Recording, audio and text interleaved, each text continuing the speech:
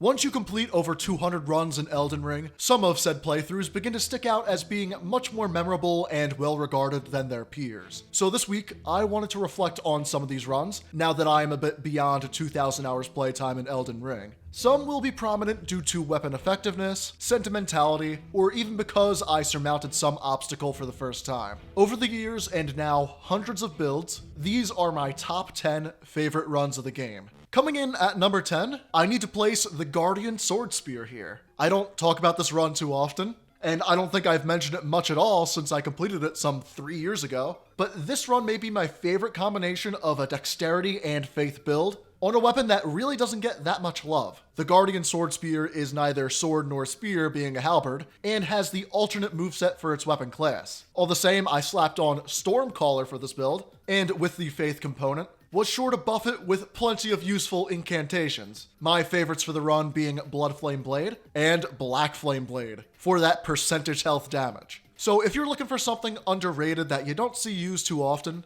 you can use the Guardian Sword Spear for yourself for a unique and rather memorable Dex and Faith run. Now in number 9, I have to put another older build here, the Executioner's Great Axe.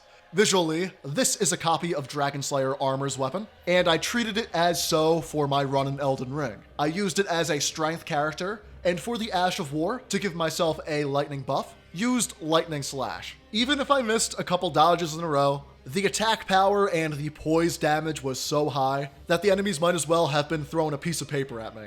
Because this is not how I usually play the game, that is a contributing factor as to why this build was so memorable. Even to this day, I look back on it favorably, and is why it is placed in the top 10 here. I do hope I can revisit this weapon, if not something similar soon. Number 8 was a run I did rather recently. One boss, one weapon. For this run, it was Max New Game Plus, and I had to use a different weapon type against every single boss that I usually fight. But after I used said weapon type, I couldn't use it for the rest of the run. So it was a combination of planning out the whole game, making sure I had an effective weapon type against every matchup, while still being OP and using something great.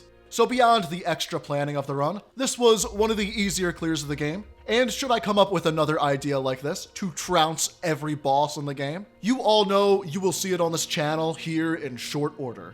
Number 7 is another old run, the Lightning Zwei. This was the first of several Zweihander builds I have on the channel, now that I'm doing a whole series for it, and it was a sort of recreation of my first DS1 playthrough. I used a Lightning Zweihander, so this was actually a dexterity build, along with consumables, one of my first runs where I really utilized them. I had on Giant Hunt as an Ash of War, which may be my first time using it. Of course, one of the best ashes in the game for bigger weapons. It'll stun plenty of enemies and knock up Renala and Melania into the air, setting them both up for a poise break. Lightning is also a great damage type. There aren't too many enemies in the game that really resist it, and for consumables, I had the Frost Pots, decreasing enemy damage negation once we inflict Frostbite buildup. Let's just say there's a reason why I've used the Zwei so much since. In number 6, I have another recent run. It's gotta be Euphoria. Euphoria is unique for its mechanic, where it gets more powerful the more aggressive you are. Being the no shield kind of player that I am, you know I love something like this. Rewarding the player for getting up in there and staying aggressive and keeping poise down is what Elden Ring is all about. It's the best way to play the game, and beyond the poise-breaking mechanics and the successive attack power that can be implemented on any build, Euphoria rewards you greatly with its luster mechanic and powering up the Ash of War. The Vortex is one of the craziest, most anime moves in the game, and is why the title of that build video still holds true today. Euphoria still is my favorite holy damage weapon. Sure, it's a bit difficult to find on your own, and even when you know where it is a bit of a trek to get to, but I gotta say, it's well worth it, and well deserving of the number 6 spot. Number 5 is a build I haven't mentioned at all since I did it maybe, the Flamberge Parry build. This combined the parry mechanic with an amazing greatsword. Perhaps my favorite weapon class in the game, which is nice since there are so many of them in Elden Ring. So not only did I have bleed build up here, with a great moveset and great damage, but I had the chance to parry my enemies and absolutely slam down on them with a riposte once they met my buckler shield enough times. Something I did in the earlier builds for the channel that I don't do too much nowadays is incorporate this other element into the playthrough, such as that buckler for the Flamberge build. I don't even think it's mentioned in the title or the thumbnail of the video, but it's there, and it made the run all the more pleasurable. This is something I have to do more in the future. Incorporate something like a shield, or a buckler for parrying, or even Corian retaliation into my playthroughs. That'll make it better for me, the audience, and more like this wonderful Flamberge run. All the way up in number 4, I gotta put the first DLC run with Milady and a myriad of other weapons too. I messed around with so many different new arms during this playthrough. R'Lana's Remembrance, Mesmer's Remembrance, the Anspir Rapier when I was having trouble, and of course, that light greatsword I found early on, Milady. I went on after completing the DLC, something I beat the next day after it came out, because I knew they were gonna nerf Radahn. And on that new game run, I no-hit Radabeast on my first try, using that new weapon type against them. I actually have that video uploaded on my second channel. It still gets views every once in a while, and is one of my proudest fights I have ever completed. This first DLC run was memorable for many other reasons, of course. For example, I had no idea what Bale was.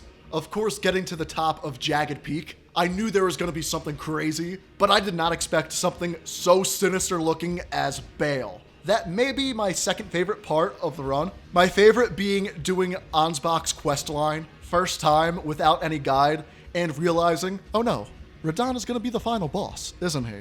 I was thinking, oh no, I am not prepared for this, and I was not. So first DLC run, solidly in 4th place. In 3rd place, I haven't done this through the DLC yet, but I will one day, the level 1 run. This was a testament to true mastery of the game, and also I didn't look up a guide for it or anything. I just used my experience at the time, and took to using a weapon I was very familiar with, the Uchigatana. A weapon we will see even higher on the list in a little bit, but level 1 is like the challenge run that Souls-like players do to prove they're good at the game. This is the only level 1 challenge I've done in any Souls-like for that matter, and I gotta say, thinking back on it, it was a lot easier than I thought it was. Elden Ring has so many buffs that you can use, making level 1 not too far off from being a mid-game level or what have you. There's of course something like the true level 1 runs. I have yet to do anything like that. I was content with doing my RL1 run before the DLC released, without running into too many difficulties. As long ago as it was, I am still very proud of this completion. 3rd place it is. In 2nd place, this may surprise a few people, but I have to put my very first playthrough of Elden Ring here. There was the magic of discovery all throughout clearing the game for the first time. Seeing Morgott and his moveset for the first time was incredible. Godric ripping off the dragon head and grafting it onto his arm, fighting Renala in the pool under the moon, being asked by Rykard to be together with him, seeing that evil aura emanate from Mohg, all for it to be a bit subverted a couple years later, the Horaloo transformation of Godfrey, and the 2nd phase of the Radabeast fight. That and so many more things, like being jump scared by great enemy placement over and over again, and slowly but surely exploring the lands between and figuring out how this game works. To the surprise of no one, this is my longest playthrough of the game by miles and miles, and if there is one video game in the world I could forget to play again for the first time, it would be Elden Ring,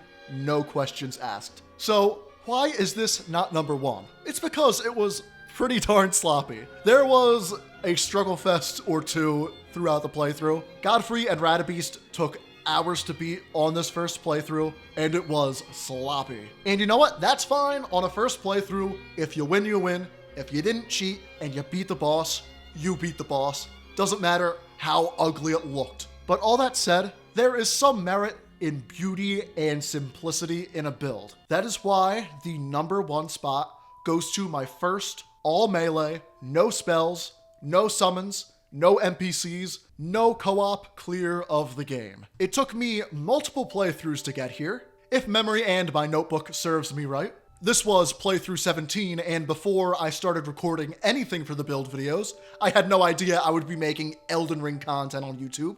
I was still a Battlefield YouTuber for that matter, and the weapon I chose was a lightning-infused Uchigatana. I didn't have other entities on the field to take aggro from the enemies for me, but that didn't matter.